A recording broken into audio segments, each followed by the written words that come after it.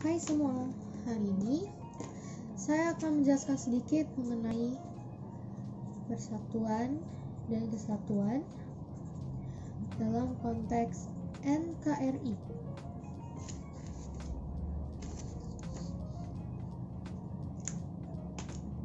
Yang pertama, saya akan menjelaskan apa sih makna persatuan dan kesatuan bagi bangsa Indonesia.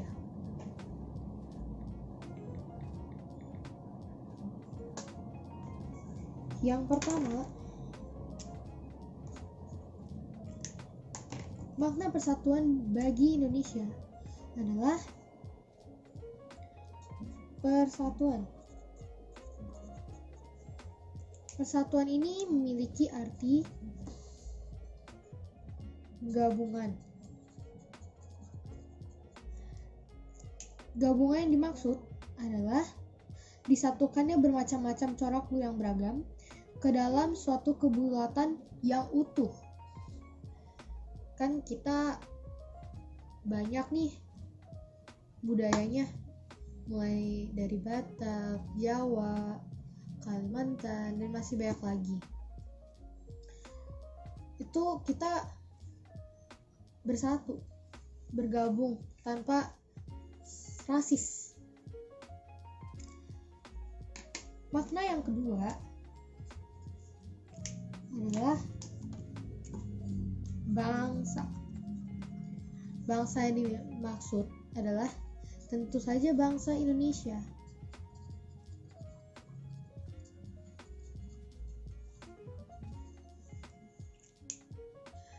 Nah, makna yang ketiga adalah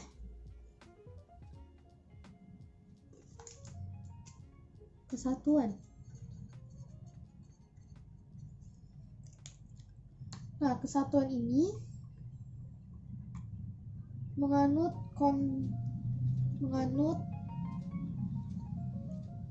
konsep wawasan Nusantara.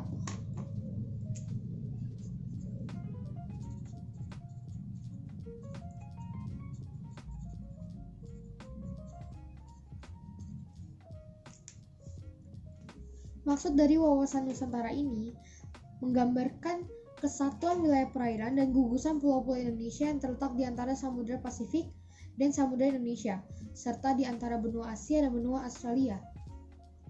Seperti yang dapat teman-teman lihat di sini,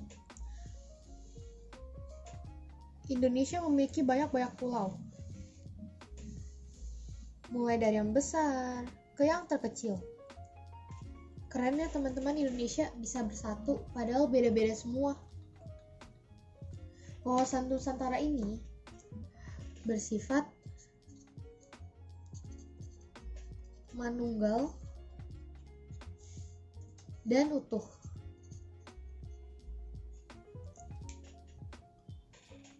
Dalam kesatuan ini termasuk dari konsep wilayah. Hal lainnya, kesatuan juga memiliki konsep sosial. Nah, yang termasuk ke dalam konsep sosial ada kesatuan politik,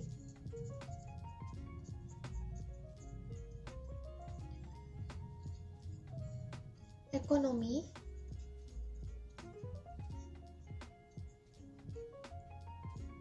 sosial budaya,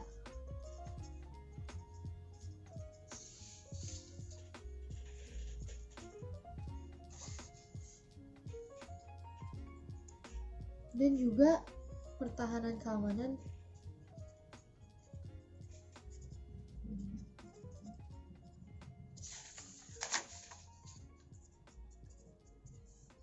Serta ada juga berdasarkan ideologi kita. Nah, ada juga selain tiga ini makna-makna lain dari persatuan dan kesatuan, seperti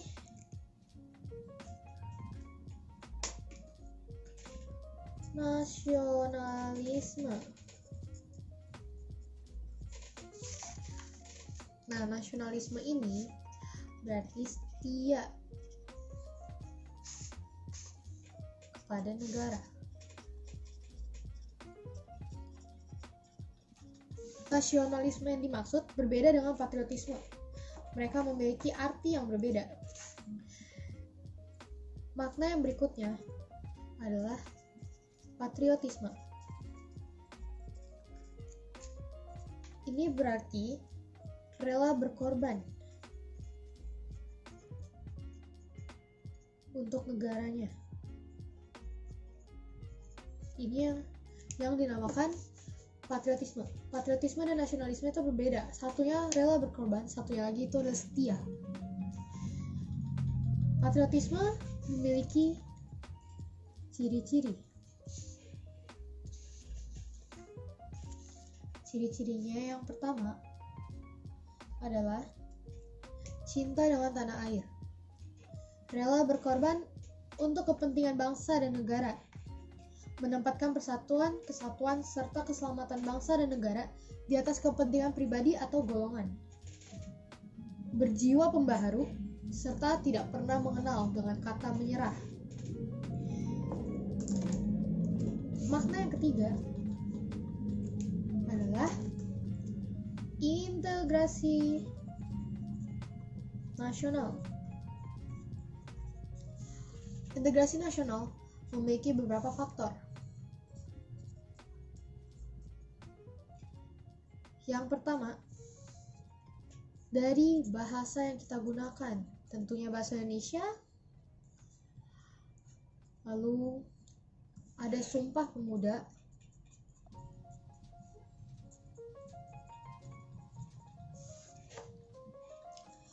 Adanya lagu kebangsaan kita yaitu Indonesia Raya.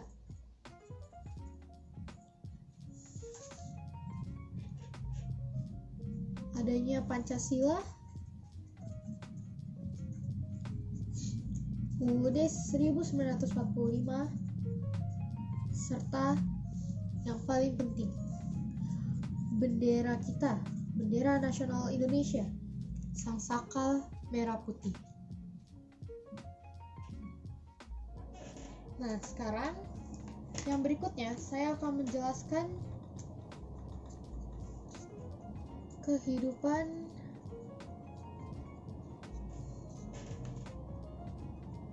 bernegara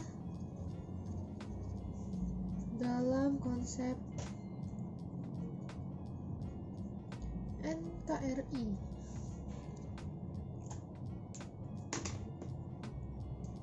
Yang pertama,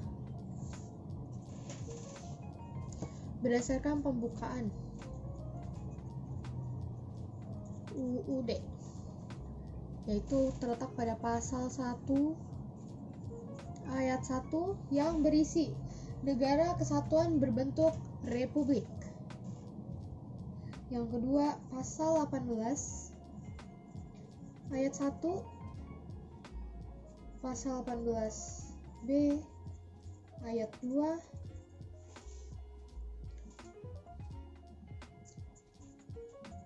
pasal 25A yang berarti negara kepulauan kita berciri Nusantara. Pasal 37 ayat 5.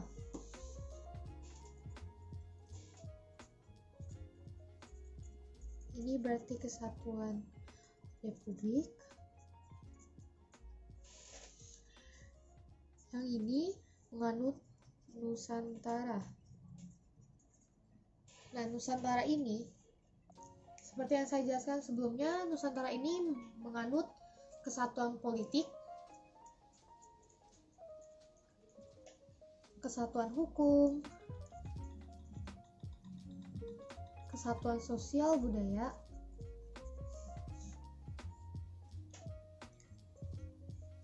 kesatuan pertahanan dan keamanan, dan wilayah, kesatuan wilayah.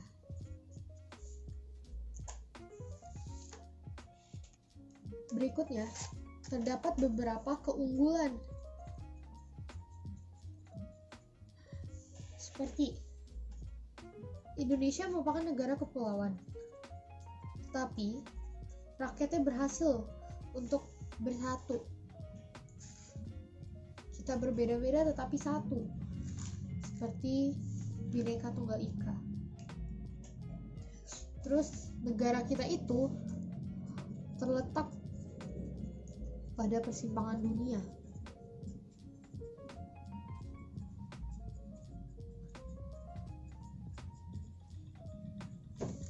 Kita berada di tengah-tengah antara Samudra Pasifik, Samudra India, benua Afrika, benua Australia. Kita terletak di tengah-tengah jalur perdagangan negara. Itu sangat menguntungkan bagi kita, bagi ekonomi kita. Lalu ada juga keunggulan menurut Dadang Sundawa.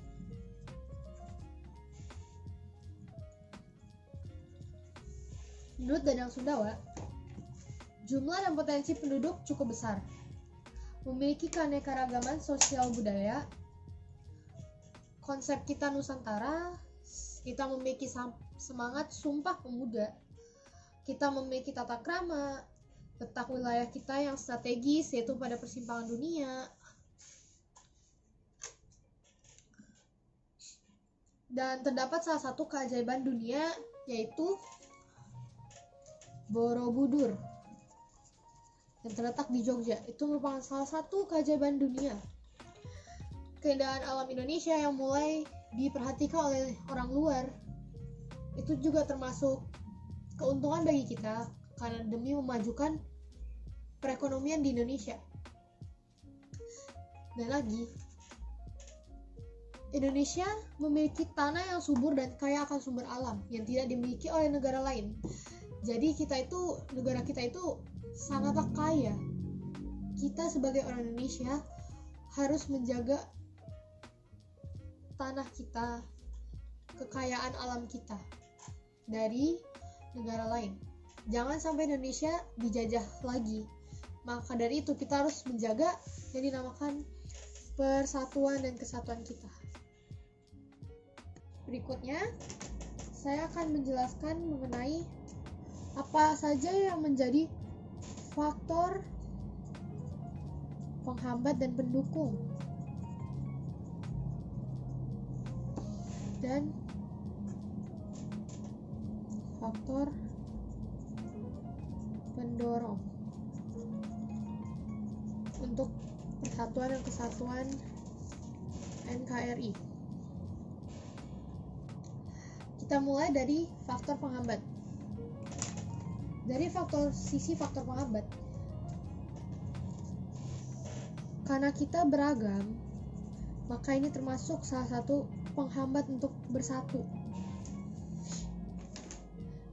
Karena keberagaman, pasti ada orang-orang yang memiliki perasaan kedaerahan.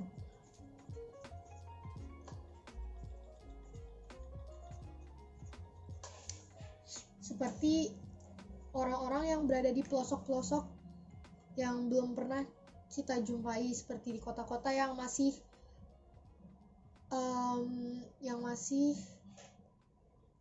belum modern lah istilahnya. Itu pasti memiliki perasaan kedaerahan ini, dan kalau misalnya diajak untuk bersatu atau misalnya untuk mendirikan pembangunan, biasanya mereka akan menolak terlebih dahulu karena perasaan kedaerahan ini. Berikutnya, faktor penghambat lainnya adalah geografis. Kenapa geografis termasuk penghambat? Karena yaitu yang tadi yang saya jelaskan, tidak adanya pembangunan yang merata.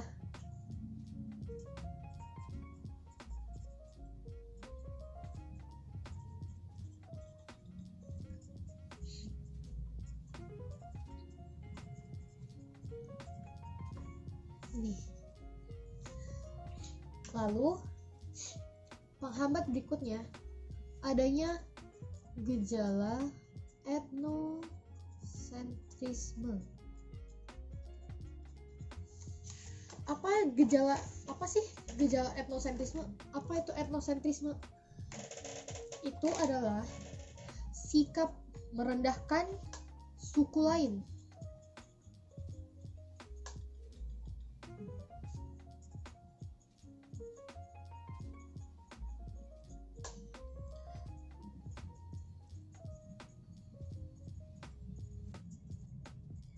Jadi, perasaan sikap etnosentrisme ini, dia selalu merasa bahwa sukunya lebih baik dibandingkan dengan suku yang lain, bahwa sukunya paling benar. Ini menjadi penghambat persatuan Indonesia. Penghambat yang terakhir juga adanya lemahnya nilai budaya bangsa. Nah, kenapa bisa lemah? Karena kebudayaan kita mulai tertutupi oleh kuatnya pengaruh budaya asing, kebudayaan asing. Anak-anak zaman sekarang biasanya pasti mengikuti tren-tren yang sedang tinggi-tingginya di negara lain. Mereka pasti mengikuti kebudayaan asing.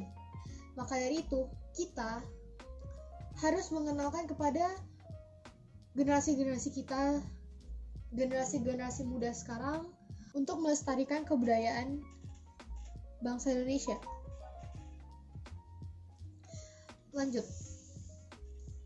Faktor pendorong persatuan di Indonesia dengan adanya Sumpah Pemuda.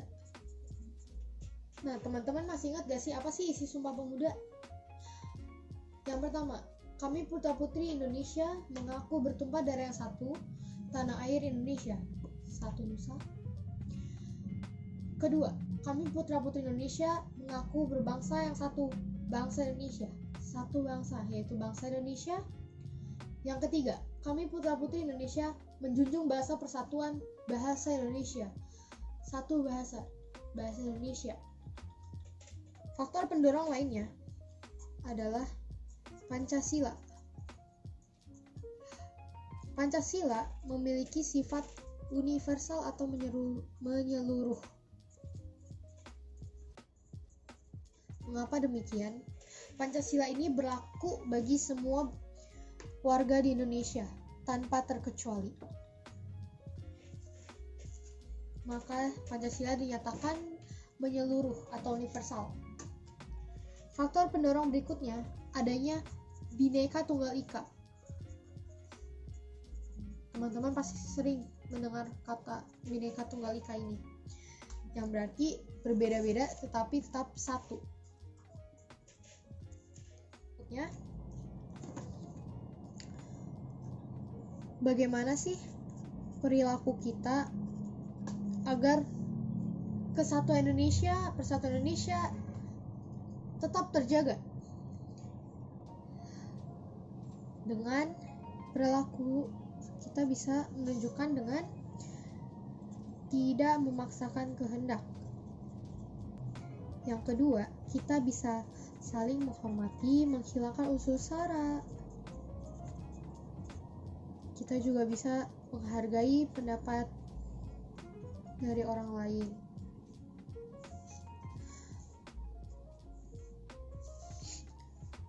Tidak membeda-bedakan.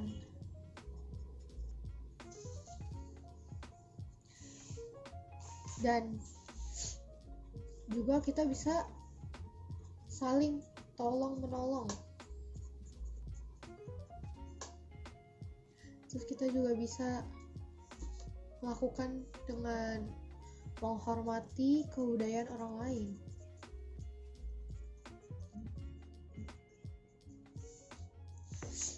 Nah, intinya agar tercipta persatuan dan kesatuan itu, kita harus bisa saling menghargai, saling menghormati perbedaan yang ada, menerima perbedaan yang ada di Indonesia. Dengan begitu, persatuan dan kesatuan Indonesia akan terus terjaga. Saya di sini mengajak teman-teman semua untuk menjaga persatuan Indonesia yang ada. Menjaga agar persatuan Indonesia terus terjaga dan tidak terjadi lagi penjajahan atas Indonesia. Saling menghargai, saling menghormati.